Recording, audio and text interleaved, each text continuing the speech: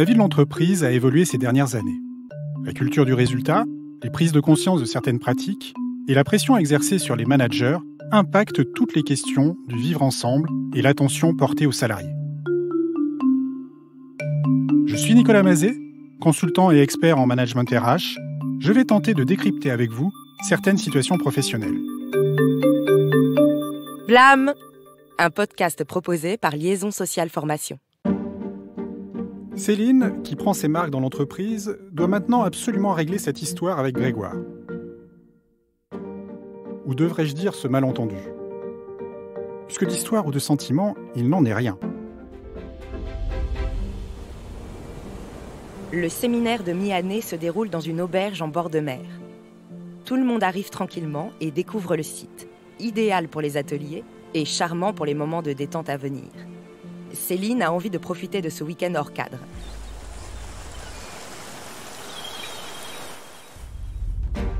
Sa période d'essai a été confirmée. La voilà un peu rassurée sur son avenir. Quoiqu'elle n'oublie pas les objectifs qu'elle doit atteindre. Les résultats de l'entreprise restent décevants cette année. Elle préfère ne pas y penser.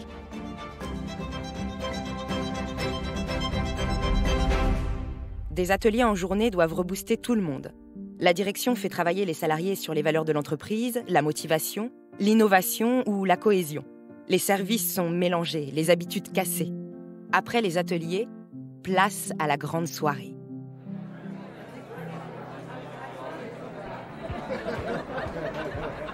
Terminés les directeurs, les salariés. On oublie les chiffres et les dossiers. Cocktails, musique, vue sur la mer. Un petit paradis loin de la vraie vie. Céline essaye de faire abstraction de Grégoire, qui lui a déjà tourné autour à plusieurs reprises avant de s'éclipser en souriant. « Vas-y, donne-moi ton numéro de chambre. Ce qui se passe à l'auberge du bord de mer reste à l'auberge du bord de mer, non ?» Grégoire poursuit sur sa lancée de l'épisode précédent. Et même, il aggrave sa situation. De macho sexiste sans filtre, il devient clairement harceleur sexuel. Au contraire de ce qu'il semble penser, son comportement présent, en dehors de l'entreprise et du temps de travail, peut être caractérisé de harcèlement sexuel par l'employeur et donc sanctionné. Céline ne sourit plus. Elle se maîtrise encore. Mais pour combien de temps ? C'est en fin de soirée que tout s'emballe. Une musique entraînante et Grégoire danse autour de Céline, se déhanchant exagérément. Il manque de tomber et s'accroche à sa taille. Céline le retient, il se redresse tant bien que mal, la regarde fixement et tente de l'embrasser. Céline sent ses lèvres sur les siennes, le repousse écœuré en criant « Ça suffit maintenant !» Tout le monde les regarde. Il tombe à nouveau. Elle ne bouge plus. Il se relève sans un mot, très éméché, et se dirige en dansant maladroitement vers un autre groupe. Céline reste là, sidérée. Regarde ses collègues qui ne semblent pas comprendre ce qui s'est passé. Est-ce Grégoire qui aurait fait mal à Céline en tombant ? Certains chuchotent qu'ils se sont embrassés. Elle l'entend. Des regards la jugent, elle le sait. Il est allé trop loin, mais c'est elle qui l'a fait tomber. N'est-ce pas exagéré ? Tout se brouille dans sa tête.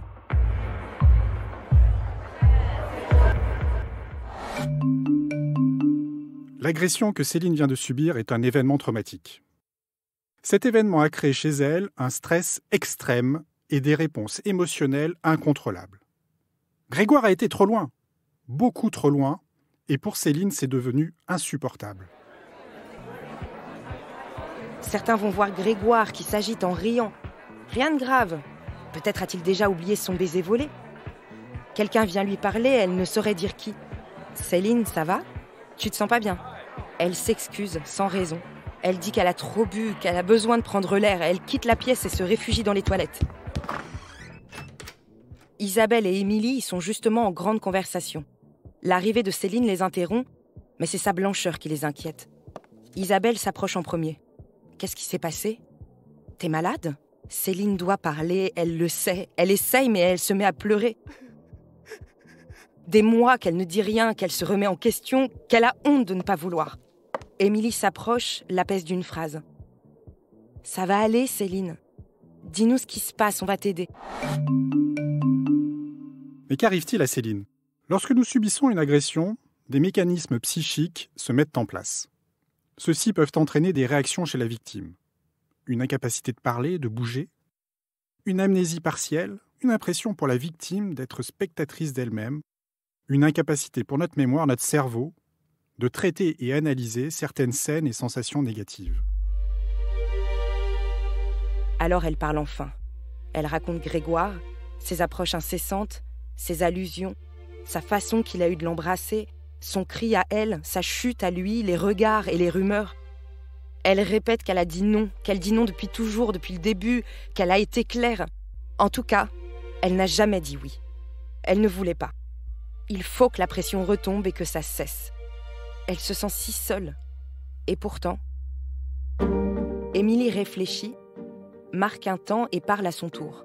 « Je te crois, Céline. Je te crois parce qu'il m'a fait la même chose quand je suis arrivée. J'ai pu le recadrer un soir quand mon copain est venu me chercher.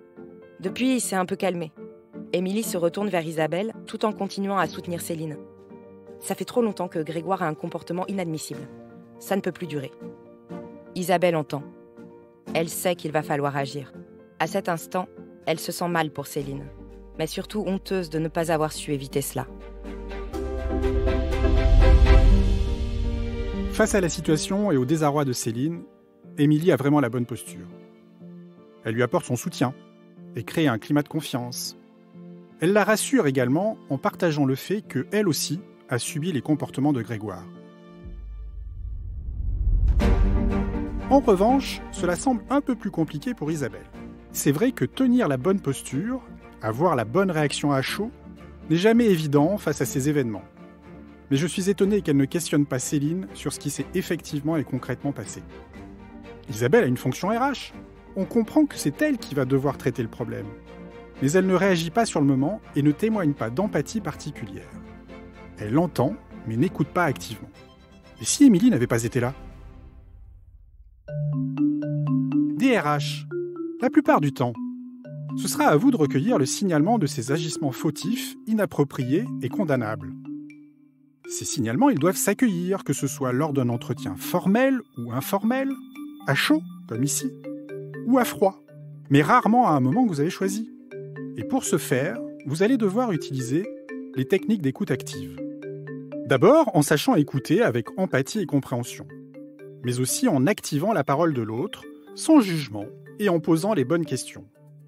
Puis enfin, en sachant reformuler, résumer, élucider, donner les éventuelles clés de lecture de la situation. Isabelle semble ne pas savoir faire. D'ailleurs, souvenez-vous des épisodes précédents. Elle allait bien au contact de Céline, mais sans jamais trop s'engager dans l'échange. Sans jamais poser de questions dont les réponses pourraient être dérangeantes. Ce soir encore, elle reste passive face à la détresse de Céline. Et cela pourrait être dommageable pour la suite des événements et le bon déroulé des actions qu'elle va avoir à mener.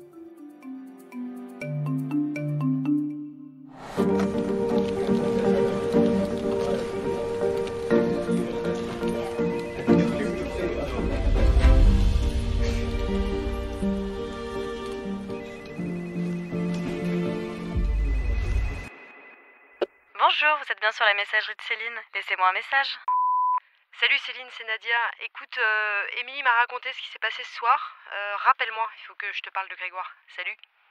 Ce podcast vous a été présenté par Liaison Sociale Formation. Retrouvez nos solutions RH sur wk-formation.fr.